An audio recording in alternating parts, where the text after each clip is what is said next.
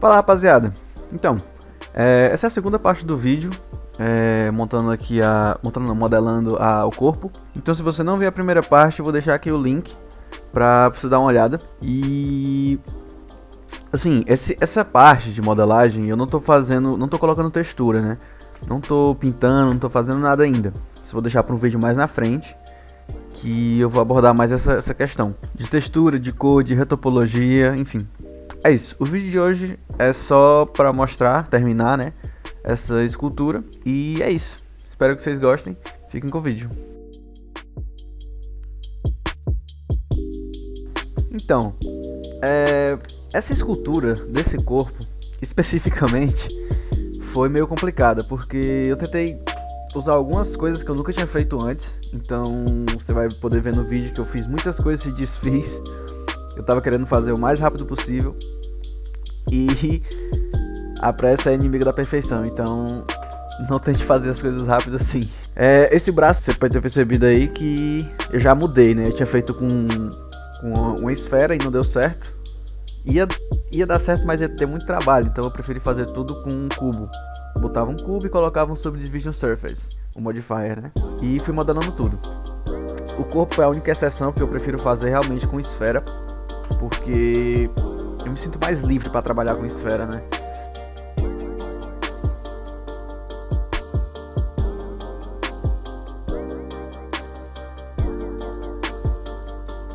Outra dica muito importante é não tente fazer os personagens logo na pose, né? Na pose final. Foi outro erro que eu cometi aí. Eu tentei fazer na pose para terminar mais rápido, né? Para não precisar fazer o rigging para colocar ele na pose depois. Mas isso me custou mais tempo de trabalho, então foi totalmente o contrário do que eu queria. Como você pode ter visto, eu fiz os braços logo nessa pose, né? De cruzado não, na cintura, né? Você vai ver, dar um problema muito grande. Eu vou passar uma boa parte do tempo tentando ajeitar.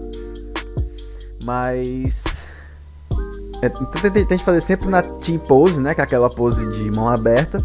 Aliás, aquela pose com os braços em posição de T, né? Por isso T-pose. Que você faz um rigging depois, o personagem já fica com o rigging, já fica em qualquer pose que você quiser. E não corre o risco de vacilar que nem eu vacilei aí. Personagens como esse, né? Que eu tenho que fazer sem camisa, que tem que fazer com muito músculo, muito detalhe. É sempre importante que você pegue referências. Então eu fui na internet, peguei referências de bodybuilders, né? Até do próprio personagem que eu tô fazendo, né? Esqueci até o nome dele agora. Mas eu busquei referências dele até para aumentar o nível de detalhe, né? Tanto o nível de detalhe como para ficar mais parecido com ele mesmo. Então eu tô fazendo mesmo que seja uma caricatura, né, entre aspas, vai ser um boneco, vai ter algumas coisas exageradas, mas é importante que sempre pegue detalhes da própria pessoa na vida real, né?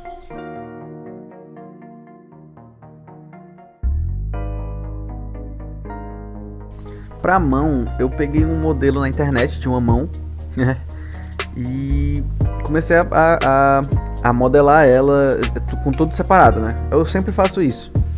O problema é que dessa vez a mão ficou estranha, porque eu esqueci de ajeitar o dedão, né?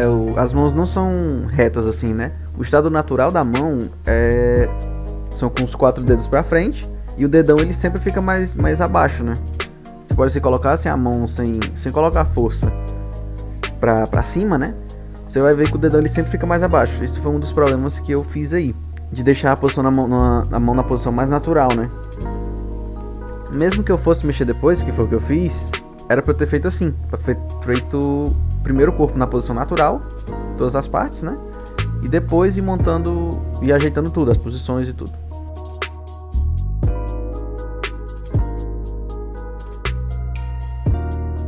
Nessa parte eu já comecei a dar mais detalhe pra minha malha, né?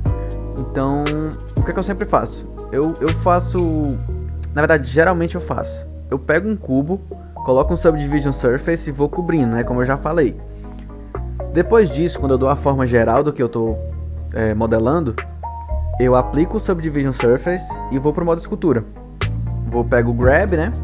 E dou uma ajeitada mais. Dou uma forma mais pro que eu quero. Depois disso, eu aperto o Ctrl D e eu ligo o Dynamic Topology. pra você que não sabe o que é que ele faz, ele triangula tudo. Então, quando eu uso o Subdivision Surface, ele vai me dar uma malha toda quadrada. Então, o que está formando meu mesh ali, o que está formando minha malha ali, são só quadrados. Quando eu ligo o Dynamic Topology, ele transforma esses quadrados em triângulos, que vai me dar um nível de detalhe bem maior. Isso acaba que esculhamba um pouco, né? Vamos dizer assim, a minha malha. Então fica muito ruim de trabalhar com uma malha tão subdividida assim, com tanto detalhe. Por isso que a gente tem que fazer retopologia, mas isso é um assunto mais pra frente. E o Dynamic Topology, ele, sempre que eu mudo o meu mesh, ele cria novos triângulos, né? Ele cria novos polígonos, para que eu tenha mais detalhes ainda, para que eu não perca a forma original, né? Vamos dizer assim. Então sempre que eu mudo alguma coisa, ele aumenta o nível de detalhe para isso, para que eu possa detalhar mais, sem perder a forma geral. Então o que eu faço? Depois de ligar o Dynamic Topology, quando eu abro as opções dele, vão ter 3 opções. E 2 delas são as que mais importam, que são as seguintes. A primeira, que aparece lá, é a densidade de detalhes. Então, toda vida que eu aumentar essa quantidade de detalhes, o meu mesh vai ficar com mais polígonos, ele sempre vai criar mais polígonos. E a outra que mais importa assim, né, que eu mais uso, é a terceira, que é como ele coloca esses detalhes. Eu sempre uso o Constant Detail, que ele deixa meus detalhes constantes, ou seja, mesmo se eu afastar a câmera ou aproximar do meu modelo, ele não vai aumentar ou diminuir a quantidade de detalhes, ele vai sempre manter. O Relative Detail, se você afastar a câmera, ele vai te dar menos detalhes, se você aproximar, ele vai aumentar os detalhes na malha, né? E o que eu faço no Constant Detail, eu pego esse conta-gotas aí que tem do lado e clico na minha malha para eu saber a densidade que está atualmente, né? No caso, ele só está com um Subdivision Surface, que foi o modifier que eu coloquei. Geralmente ele me dá uma densidade de 5, até menos. Eu coloco em 8 na primeira vez, né? Dou um pouquinho mais de detalhe e vou aumentando gradativamente. Quando eu dou detalhe o suficiente, que eu acho que já tá bom daquele nível de detalhe, eu aumento esse número, eu vou para 15. Faço um brush na minha malha toda, para ele aumentar os detalhes em tudo, né? E vou modelando de novo, botando mais detalhe ainda. Depois eu coloco para 20 e vou de 5 em 5, gradativamente.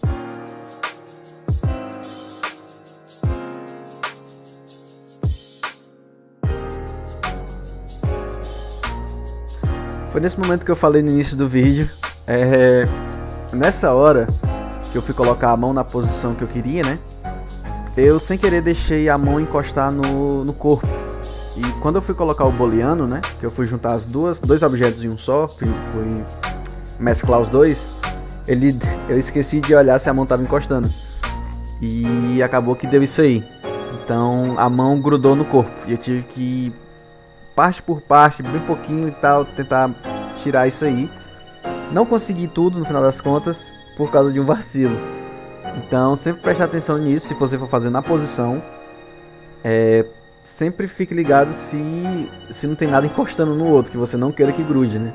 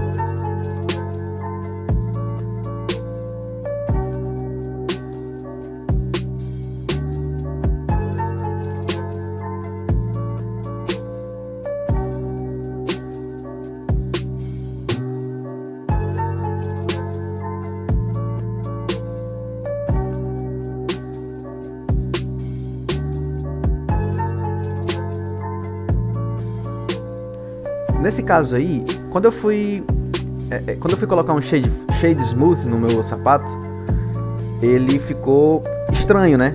Ele ajusta as normais de um jeito que ele ajustou as normais de um jeito que ficou esquisito. Então o que é que eu sempre faço quando isso acontece? Eu vou no modo de edição, seleciono tudo, aperto com o botão direito e coloco Subdivide. Depois que eu faço isso, tem uma ferramenta do lado esquerdo, que está aparecendo na tela agora, que é uma bolinha, que ela está lá embaixo. Eu aperto nela e clico e arrasto na minha viewport, né? Quando eu faço isso, ele arredonda um pouquinho minha malha. Então essa subdivisão que eu coloquei extra, que eu coloquei depois, ela vai dar um aspecto mais arredondado. E quando eu voltar quando eu colocar o Shade Smooth agora, ele não vai ficar mais um aspecto esquisito, ele vai ficar normal, né? Vai ficar menos estranho.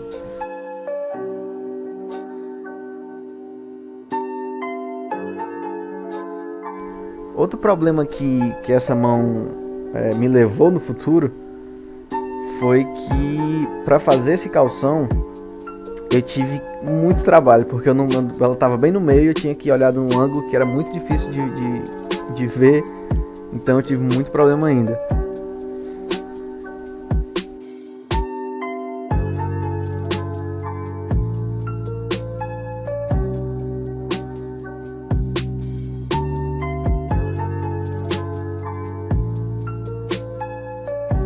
Então é isso, espero que vocês tenham gostado do timelapse.